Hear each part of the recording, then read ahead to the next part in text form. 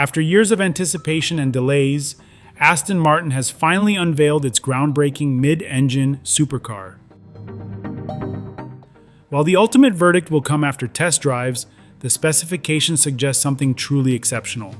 At the heart of the Valhalla lies a powerful plug-in hybrid powertrain generating an impressive total output of 1,064 horsepower.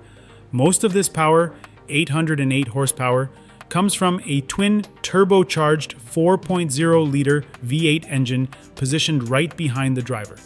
Unlike the engine found in the DBX 707, this version has been extensively re-engineered. It features a flat-plane crankshaft, custom pistons, and a dry-sump lubrication system, all designed to enhance performance. Aston Martin also installed upgraded turbochargers, bespoke camshafts, and a new ignition system to ensure peak power delivery. Supporting this fierce internal combustion engine are 3 electric motors. One is integrated into the 8-speed dual-clutch transmission, serving as a starter and a generator for the battery pack.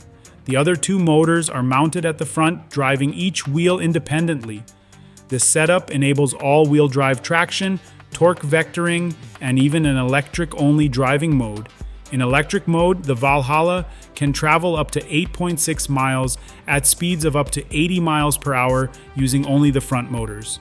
Notably, the car lacks a traditional reverse gear, relying on these front motors for reversing. When everything works together, the Valhalla rockets from 0 to 62 miles per hour in a claimed 2.5 seconds, reaching a top speed of 217 miles per hour. This staggering speed is partly due to the car's advanced aerodynamic design. In normal driving, the rear wing remains tucked away to preserve the vehicle's sleek silhouette. Activate race mode, however, and the wing rises dramatically while a front splitter extends outward.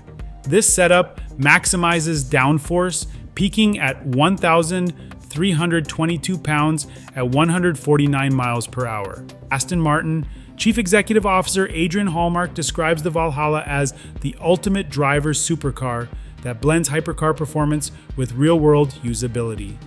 Production is set to begin in the second quarter of 2025, with only 999 units planned.